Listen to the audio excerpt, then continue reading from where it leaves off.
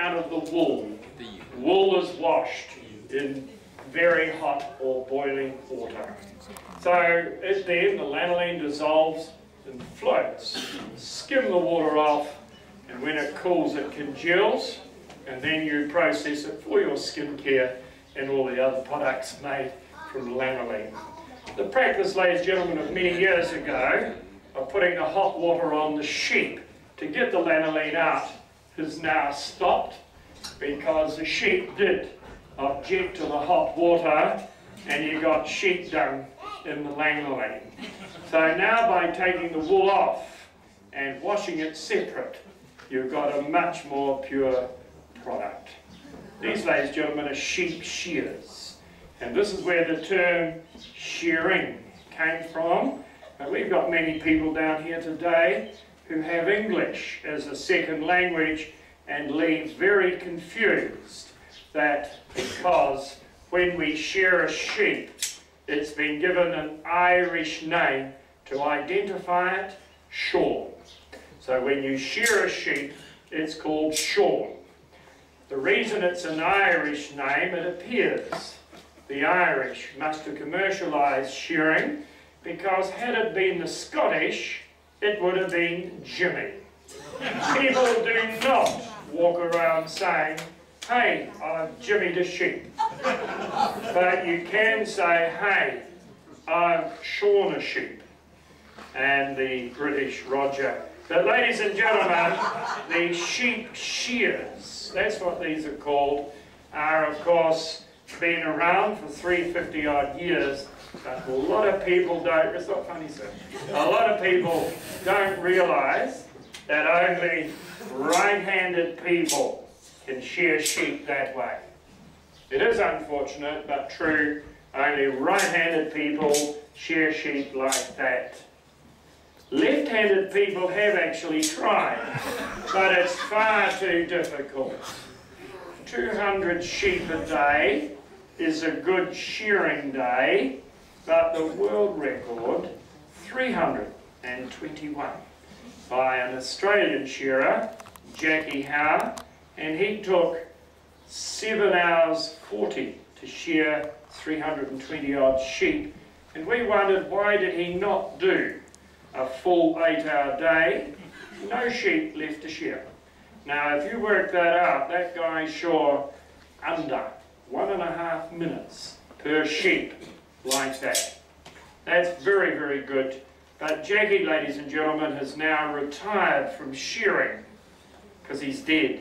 But do you know that record is not? And many other shearers have tried to outdo that fella and never have. So, ladies and gentlemen, that's the shearing. We call it blade shearing, and it is interesting. You can go where you want. I can shear a sheep here if I need, but you can't with this. You've got to be in one position. So, ladies and gentlemen, let's get on with it, and we'll set up and go.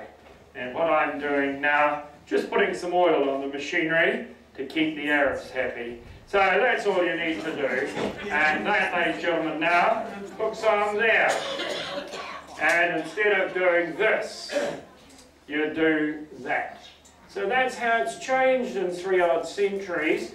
But unfortunately, what has not changed, we still have to catch every sheep. Good afternoon. You'll do. Come on out and meet the people. There. Don't be shy. You hear that tapping sound? That's where river dance originated from, which is amazing.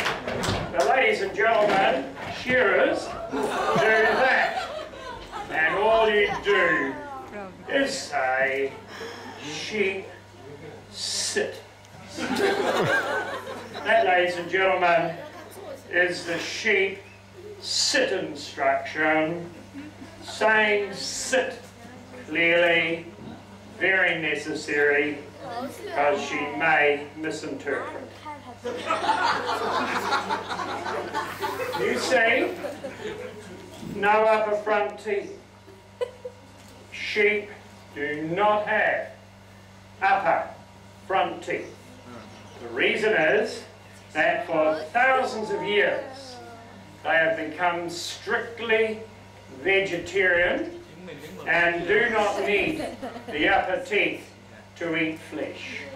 So this means no upper front, lower only, and then when they get old, because there are no upper and the lower wear down, they can't cut the grass.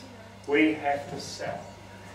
We understand now from some of the scientists that people who are strictly vegetarian, their families over the next few thousand years will too lose their upper front teeth.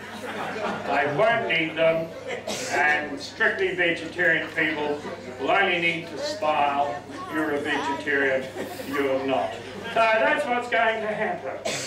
So ladies and gentlemen, that's how a sheep is positioned, but I have to position, and I sit it there. That's where we start, and the wool here first to be taken off. So let's do it. Working around just like that. Down around the tummy, open around.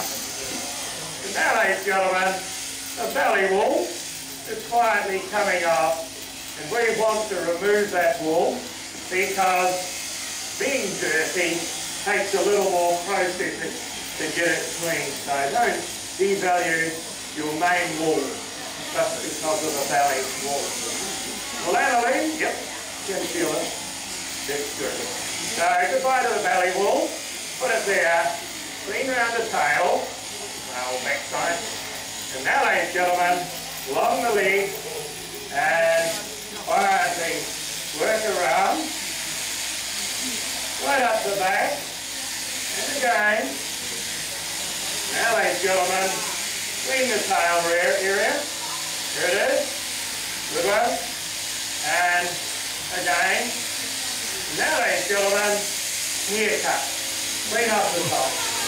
And now, bring her up. And surprising, work up the neck and leave the head on. I learned at university that with no head, you get no wool production. That was in my second year.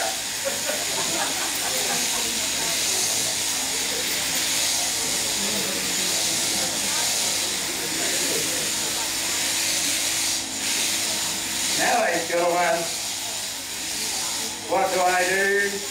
Put my leg, flick her around. Not much. And now, get her sit. Just like that. Other people are surprised that she stays, but she will. And again. And now, right up. And leave the ear off. We have found when you shear lamb, the ear can be planted in a garden. We've seen lambs there growing nicely in a garden with a purply figgy flower. You can see how she's enjoying it. Under her arm. And now, down we go. And again, shearing around. In a moment, bring her head and roll, just like that.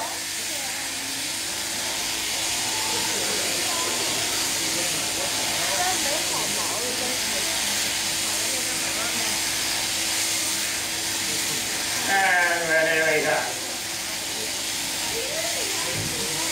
There it is, all over. One bit of wool got, finished. So there it is. She now changed her name to Shaw. So that's what she's like. So happy. So good on you, mate. No, you're going this way. Goodbye. Thank you.